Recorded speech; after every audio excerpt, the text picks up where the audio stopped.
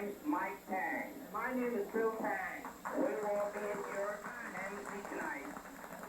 We welcome you all to joining in this evening's banquet. There's a program in front of you, and we'll be singing the national anthem right now. We all sing.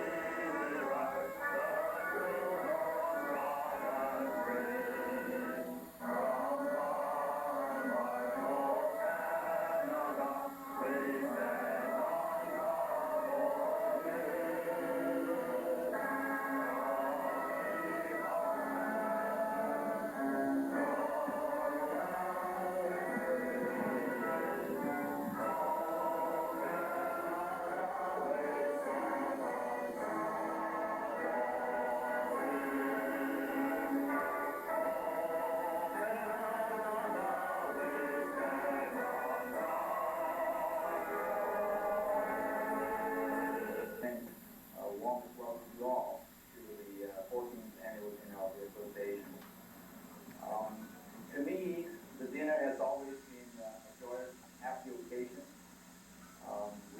When we can meet our members, friends, and say hello to one another, have a bit of chit-chat, and enjoy a good meal. And I'm sure, ladies and gentlemen, that it's evident that we are not short of friends tonight. We have very distinguished politician friends whose minds you may wish to change before they change yours. And we have media friends from television, newspapers, and so on, and whom too you may wish to tell your side of the story. And certainly we have very, very good friends from various community and business associations in the metro area and within the Chinese community. But again, somehow we always end up not just having fun. We have fun, but we also, at times during this dinner, reflect on what we have done in the past year, what we set out to do, if we have, and take a look to see if we have achieved what we set out to achieve. So I'm doing a little looking back, and under the guidance of Mayor Art Eccleston and our ward alderman and our strong supporters from the City Council, we finally last year got the last week garage underway, and that is a big, big victory.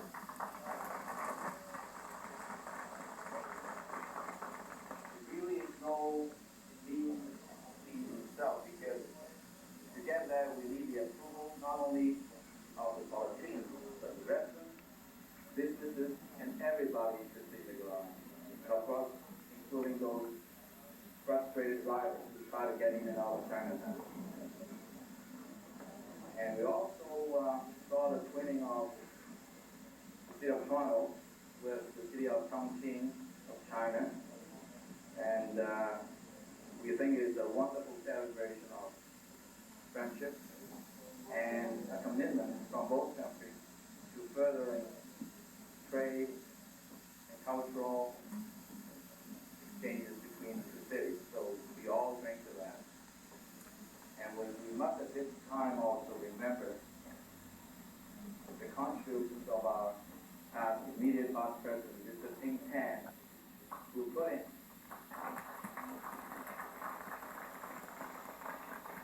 2 years of hard work, great devotion, keen leadership, and unquestioned interest in the association. So I think this is really a big applause.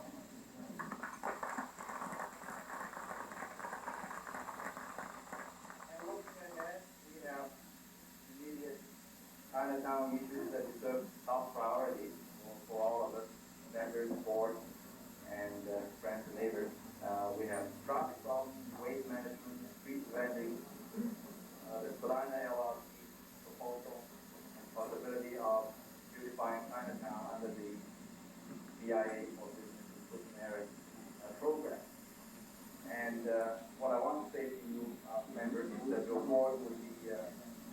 tackling all these tasks with vigor and dedication, but we cannot do it alone. And to you all, we promise you our best. Thank you.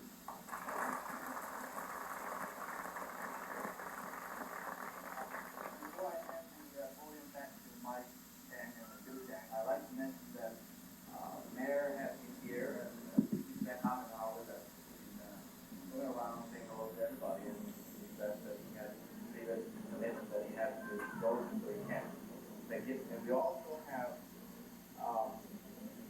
a letter from the team here wishing us all the best on our 14th annual dinner. I'm not going to read the letter because it would take too much time, and we like to, through his lips, to say to our premier the things that he's doing good work, and we hope that he will keep up the good work and make everybody benefit from all the doing Chinese community.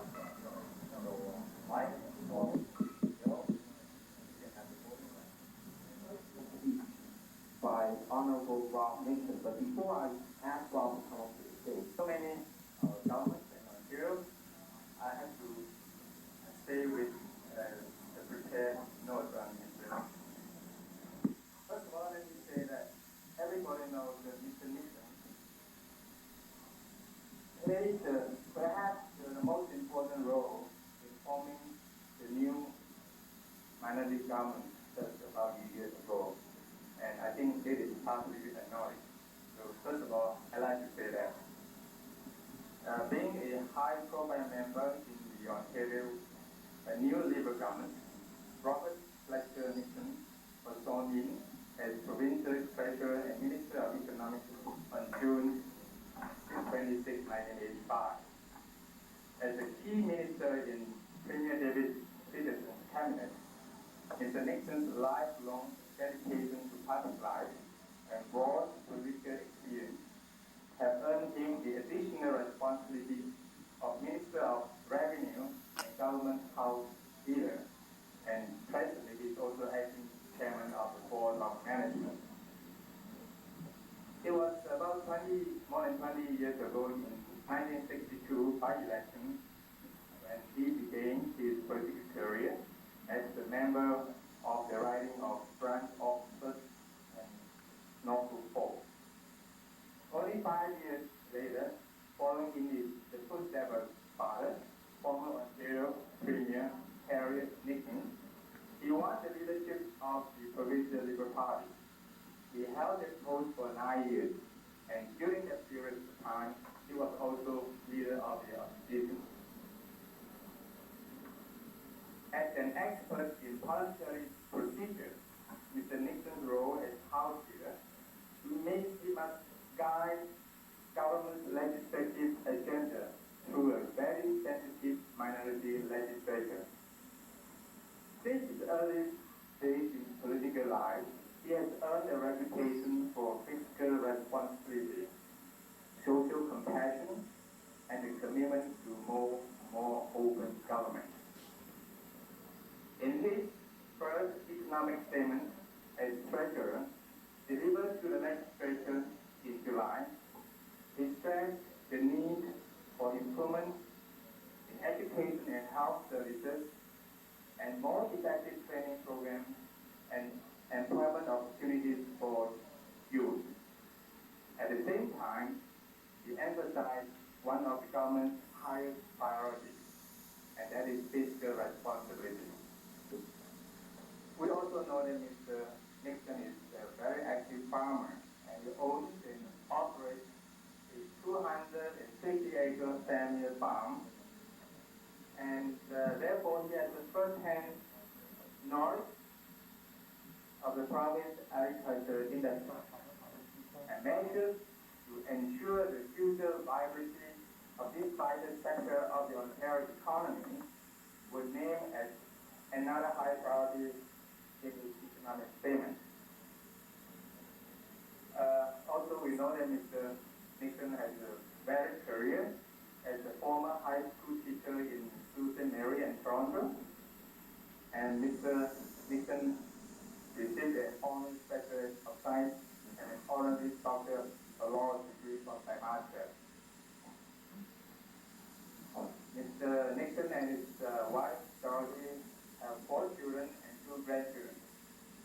Now they live in St. George, Ontario.